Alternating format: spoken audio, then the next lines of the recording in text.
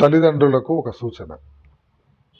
మీరు మీ పిల్లలను పట్టించుకోకపోతే వాళ్ళు సమాజంలో జరిగేటువంటి మోసాలకు బలైపోతారు. కాబట్టి మీ ఇంట్లో మీ పిల్లలను ఎప్పుడూ కనిపెడుతూ ఉండండి. వాళ్ళతో సమయాన్ని గడపండి. వాళ్ళ అభిప్రాయాలను గౌరవించండి. వాళ్ళతో మాట్లాడండి. వాళ్ళ సాధక బాధకాలు తెలుసుకోండి. వీలైతే మీరు సహాయం చేయండి. ఒకవేళ మీరు పట్టించుకోలేదనుకోండి, వాళ్ళు ఏం చేస్తారంటే బయట స్నేహాల కొరకు వెంపర్లాడతారు. ఇప్పుడు వాట్సాప్లో మెసేజ్లు పెడుతుంటారు. మరి వాటికి వాళ్ళు ఏంటంటే మీ ఇంట్లో మరి మందలింపు కరువైంది కాబట్టి బయట నుంచి వచ్చేటువంటి మందలింపుకు వాళ్ళు ఆశపడతారు. మరి సమాజంలో ఈరోజు చూస్తున్నాం, ప్రతిరోజు పేపర్లో చూస్తున్నాం. మరి ప్రేమ పేరుతోటి బాలికలను మోసం చేసి మరి వాళ్ళను ప్రేమించము అని అన్నారనుకోండి, వాళ్ళను హార్ష్గా మాట్లాడడం, తిట్టడం, కొట్టడం, ఒక్కోసారి హత్య కూడా చేయడం జరుగుతుంది.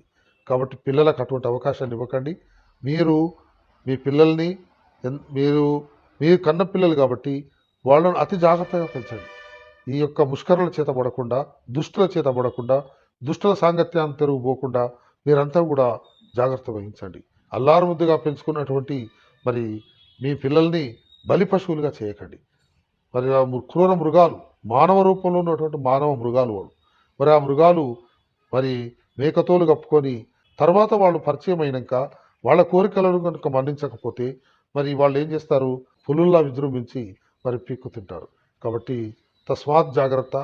మరియు తల్లిదండ్రులంతా కూడా పిల్లల్ని మంచిగా పెంచండి, పద్ధతిగా పెంచండి.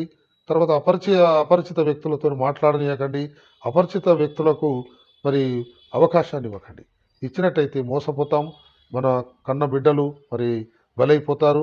మనము జీవితాంతం శోకపడాల్సి వస్తుంది. మరి దుఃఖాన్ని, ఉద్విగ్నతను మనం తట్టుకోలేము. ఎందుకంటే మరి చిన్న గాయమైతేనే, చిన్న బాధ అయితేనే, మన పిల్లలకి అయితేనే తల్లిదండ్రులలో ఆడిపోతాం.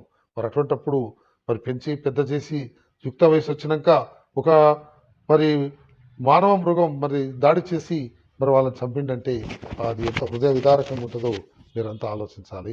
మనం ఈ రోజుల్లో చూస్తున్నాము, చదువుకున్న తల్లిదండ్రులు, చదువు రానటువంటి వాళ్ళు కూడా ఒక భేదభావాన్ని తమ సంతానం పైన చూపిస్తున్నారు.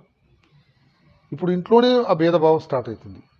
ఆడపిల్ల ఉన్నది, మగ పిల్లగాడు ఇద్దరు ఉన్నారనుకోండి, మగ పిల్లవానికి అన్ని విధాల సౌకర్యాలు చేస్తారు. అదే ఆడపిల్ల దగ్గరకు వచ్చే వరకు అంత పట్టించుకోరు. ఎందుకే నువ్వు ఆడమండో ఇంటి పట్టున ఉండరాదు, రేపు పెళ్ళి వెళ్ళిపోతావు కదా, దీనికి ఎందుకంటారు. చేసినటువంటి వంటలు కానీ తర్వాత వాళ్ళు తినేటువంటి ఆహారంలో కూడా వ్యత్యాసం చూపిస్తారు. అంతేకాకుండా ఇప్పుడు విద్యావంతులైనటువంటి కుటుంబంలో ఇద్దరు పిల్లలు మంచి విద్యావంతులైన అనుకోండి, అయితే వాళ్ళు ఏంటంటే వాళ్ళు పక్క ఇంట్లో కూడా మరి యువకులు ఉన్నారు. వాళ్ళంతా కూడా మరి మరి ఉద్యోగాలు చేస్తున్నారు. వీళ్ళకి ఉద్యోగం రాలేదు. అనేకమైనటువంటి ఇంటర్వ్యూలు ఫేస్ చేసినారు, అయినా కూడా రాలేదు.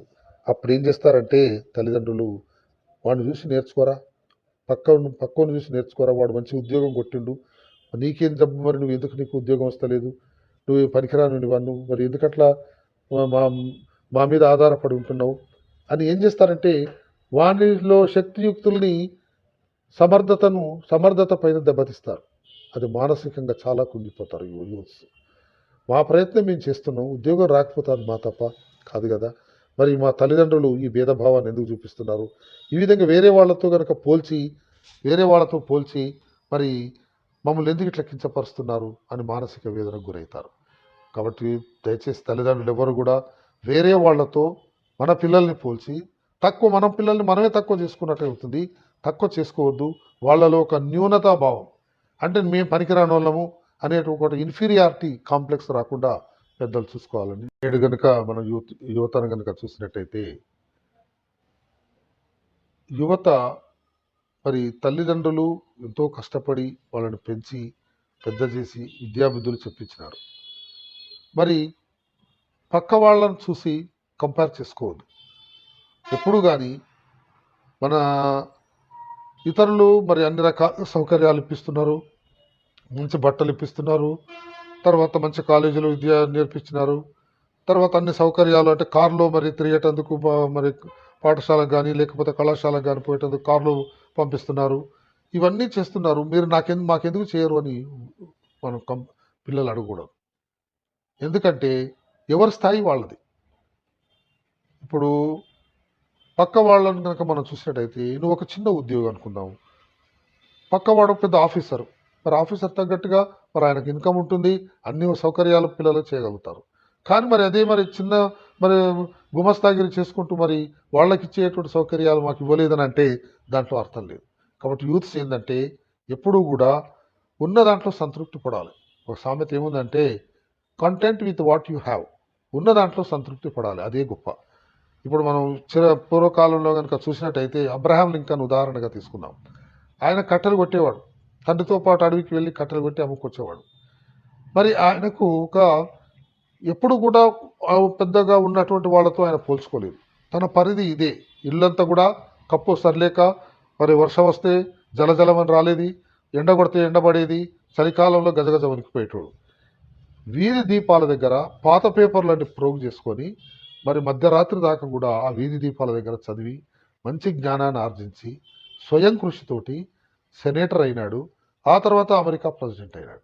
కాబట్టి పిల్లలు ఏం చేసుకోవాలంటే సొంత కాళ్ళ మీద నిలబడాలి, ఒకరితో పోల్చుకోకుండా తల్లిదండ్రుల యొక్క ఆర్థిక స్థితిగతుల్ని గమనించుకొని మరి వాళ్ళకు అనుగుణంగా వాళ్ళు చెప్పేటువంటి విధానం. ఇప్పుడు తల్లిదండ్రులు మరి పిల్లల నుండి ఏం ఆశిస్తారు, చిన్న చిన్న ఆశిస్తారు.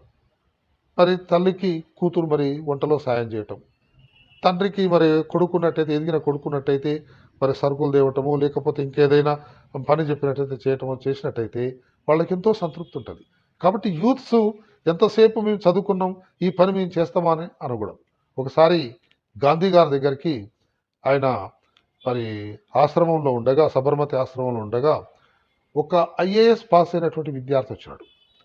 గాంధీ గారు చెప్తే ఆ రోజుల్లో బ్రిటిష్ వాళ్ళు కూడా వినేవాళ్ళు, ఉద్యోగం దొరుకుతుంది. అయితే ఆయన పోయి ఫుల్ సూట్లో ఉన్నాడు ఆ పిల్లోడు. మరి ఈయనేమో అర్ధ ఫకీర్, అర్ధ ఆ బట్టలతో ఉన్నాడు. మరి ఆయన దగ్గరకు వచ్చి నమస్కారం చేసి, మహాత్మా నువ్వు నాకు ఒక చిన్న ఉపకారం చేయాలంటే, సరే ఏంది బాబు అన్నాడు. ఏం లేదు, నువ్వు ఒక చిన్న లెటరు వైస్రాయ్ కనుక రాసి ఇచ్చినట్టయితే నాకు ఐఏఎస్ కలెక్టర్గా ఉద్యోగం దొరుకుతుంది అంటాడు. అయితే అప్పుడు ఆయన ఏమంటాడంటే, ఆయన చేతిలో ఏముంది, చేట ఉంది, చేటలో మరి బియ్యం ఉన్నాయి, బియ్యంలో రాళ్ళు ఏరుతున్నాడు, పిల్లలు ఏరుతున్నాడు. ఆయన ఆ చాట తీసి ఆయన ముందర పెట్టాడు. పెడితే ఏది, what do you mean, I'm IAS, I'm would be collector, నాకు ఈ యొక్క మెయిన్ వర్క్ చెప్తావా అని తిరస్కరించింది. అటువంటిప్పుడు ఇక నువ్వు ఒక పెద్ద ఈ ఈ దానికే నువ్వు ఇన్ఫీరియర్ ఫీల్ అయితే, రేపు కలెక్టర్ అయితే మరి ఎంతో మందికి సేవ చేయాలి, మరి గూడాలలోకి పోవాలి, వీధులలో కంపు ఉంటుంది, మరి అవన్నీ భరించుకోవాలి, వాళ్ళ స్థితిగతులను తెలుసుకోవాలి. కాబట్టి నేను నీకు చేయను అని చెప్పాడు. కాబట్టి యూత్స్ ఏంటంటే ఉన్న దాంట్లో సర్దుకుపోవాలి, లేనిది ఆశించకూడదు. ఆశించి తల్లిదండ్రుల్ని బాధ పెట్టద్దు. తల్లిదండ్రులు కూడా పిల్లల యొక్క మనసెరిగి ప్రవర్తించాలి. పిల్లలు కూడా తల్లిదండ్రుల ఆర్థిక స్తోమతను గుర్తెరిగి నడుచుకోవాలి. భారతదేశంలో యువజనుల సంఖ్య ఎక్కువగా ఉంది. మరి వాళ్ళు మరి కాలేజియేట్ లెవెల్లో లేక ఉన్నత విద్యలు అభ్యసించి వాళ్ళు అక్కడ ఎన్నో అడ్డంకులు అధిగమించినారు. ఎన్నో ఆటంకాలు, స్నేహితులు ఫోర్స్ చేస్తారు, పరిసరాలు మరి ప్రలోభ పెడతాయి, స్నేహితులు ప్రలోభ పెడతారు, ఎన్నో ఆకర్షణలు, మరి అవన్నిటినీ తప్పించుకొని వాటన్నిటినీ మరి అధిగమించి వాడు తన యొక్క విద్యాభ్యాసాన్ని పూర్తి చేస్తాడు. పూర్తి చేసినాక ఉద్యోగాన్వేషణకు మరి అనేక ఇంటర్వ్యూలు ఫేస్ చేస్తాడు, రిటర్న్ టెస్టులు రాస్తాడు, ఇంటర్వ్యూలు ఫేస్ చేస్తాడు, అయినా కూడా ఉద్యోగం రాదు. అటువంటప్పుడు యువత ఒక నైరాశ్యానికి గురవుతారు. అయితే ఇక వేరే మార్గం లేదు, ఒంటరిగా ఉంటాడు, ఎవరితో కలవడు, మనసు విప్పి మాట్లాడాడు. ఎందుకు అనేది తల్లిదండ్రులకు తెలుసు, వానికి ఉద్యోగం లేదు కాబట్టి ఆ డిప్రెషన్లో ఉన్నాడని వాళ్ళు అనుకుంటారు. కానీ అంతటితో అది వదిలిపోదు. అతడు బాలుడు, ఆ యొక్క యువకుడు కానీ యువతి కానీ మరి సూసైడ్ అటెంప్ట్ చేస్తుంటారు. అయితే అది సూచాయగా పేరెంట్స్కి తెలుస్తుంది. ఒకేసారి సూసైడ్ చేసుకోరు. వాళ్ళు ఏంటంటే మొదట సిమ్టమ్స్ చూపిస్తారు. ఎవరితో మాట్లాడకపోవడం, టైంకి తినకపోవడం, నిద్ర లేకుండా ఉండడం, తర్వాత ఎవరిని మందలించకపోవడం, ప్రతిదీ కూడా ఎందుకులే అనేటువంటి ఒక నిరాశ నిస్పృహతో ఉంటారు.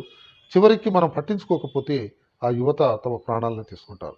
కాబట్టి పెద్దలు, గురువులు, సమాజంలో ఉండేటువంటి వాళ్ళు మరి ఈ యొక్క యూత్స్ని లేక ఈ యువతను మన అటువంటి సూసైడ్ చేసుకునేటువంటి ఆత్మహత్యకు చేసుకోకుండా అటువంటి ప్రోత్సాహం పడకుండా వాళ్ళు ఏం చేయాలంటే ధైర్యాన్ని నింపాలి.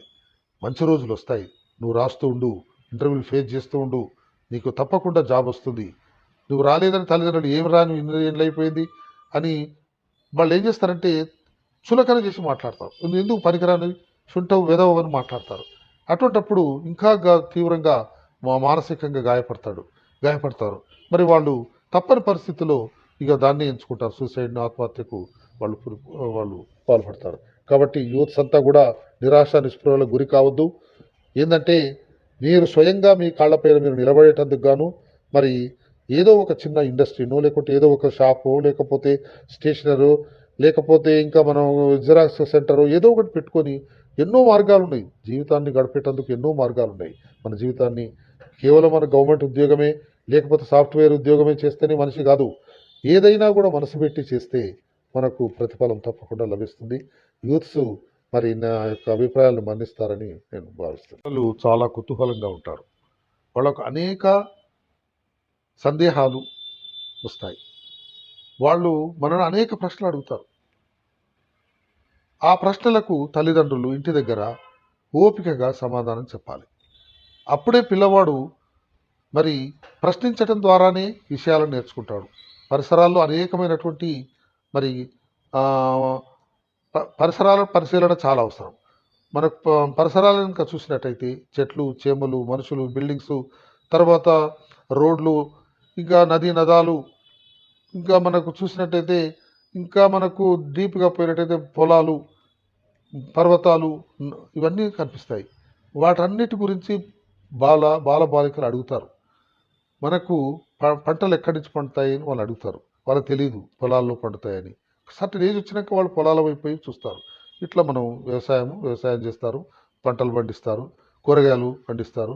కాబట్టి పిల్లలు మీరు మీకు ఏ డౌట్ ఉన్నా కూడా మమ్మల్ని నిర్భయంగా అడగండి, మేము తోచింది మీకు చెప్తాం. ఇంకా కనుక కఠినమైనటువంటి ప్రశ్నలు కనుక ఉన్నట్టయితే పాఠశాలలో మీ ఉపాధ్యాయులు మీ యొక్క సంశయాలను వాళ్ళు తీరుస్తారు. కాబట్టి పిల్లలకి ఎప్పుడు కూడా బలవంతంగా మనం ఏది వాళ్ళను చేయించొద్దు. ఇప్పుడు ఉదాహరణగా ఇంటర్మీడియట్ అయిపోయినాక తల్లిదండ్రులు ఏం చేస్తారంటే వానికి ఇంజనీరింగ్ కోర్స్ అంటే ఇష్టం, డాక్టర్ కోర్సు చేయండి, డాక్టర్ కోర్స్ చేసినట్టయితే డబ్బులు బాగా వస్తాయి, డాక్టర్ కోర్స్ చేయమని ఫోర్స్ చేస్తారు.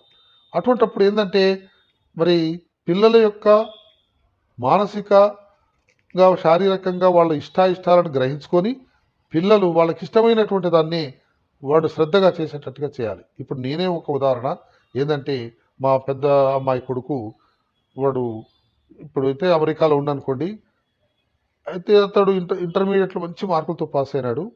మేము వేలూరు తీసుకుపోయినాం. వేలూరు తీసుకపోతే తల్లిదండ్రులు బలవంతంగా వానితో ట్రిపుల్ ఈ ఇప్పించారు. వానికి ట్రిపుల్ ఈ అంటే అస్సలు ఇష్టం లేదు.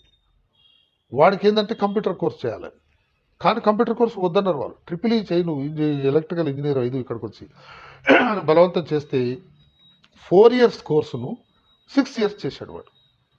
వాడికి ఇంట్రెస్ట్ లేదు. అది కూడా తల్లిదండ్రుల బలవంతం మీద ఆ కోర్సులో చేరి మరి ఆ కోర్సు అతి కష్టంగా మరి బకాయిదు బండిని లాగకుండా పడేసినట్టుగా ఏదో వాడు చాలా కష్టపడుతూ నిలుగుతూ మరి ఆ కోర్సు చేసినాడు. కాబట్టి పిల్లల యొక్క అభిప్రాయాలని పెద్దలు మన్నించాలి, వాళ్ళకు స్వేచ్ఛనియాలి. ఆ స్వేచ్ఛను దుర్వినియోగం కాకుండా వాళ్ళపైన పర్యవేక్షణ చేయాలి. అంతేగాని ఇది చెయ్యి, ఇది వద్దు, ఇది మంచిది, ఇది చెడు అని నిర్ధారించేటందుకు మరి వారి మానసిక పరిస్థితిని బట్టి వాడు మరి లేక బాలబాలికలు లేక యువకులు మరి వాళ్ళ కోర్సును కంప్లీట్ చేస్తారు. కాబట్టి ఏంటంటే తల్లిదండ్రులు తమ అభిప్రాయాలను బలవంతంగా పిల్లలపైన రుద్దినప్పుడు పిల్లలు ఎదురు తిరుగుతారు, మానసిక క్షోభకు గురవుతారు, వారు సరైనటువంటి చదువుకు జస్టిస్ న్యాయం అనేది చేయలేకపోతారు. కాబట్టి పిల్లల అభిప్రాయాలను మనం మన్నించాలి.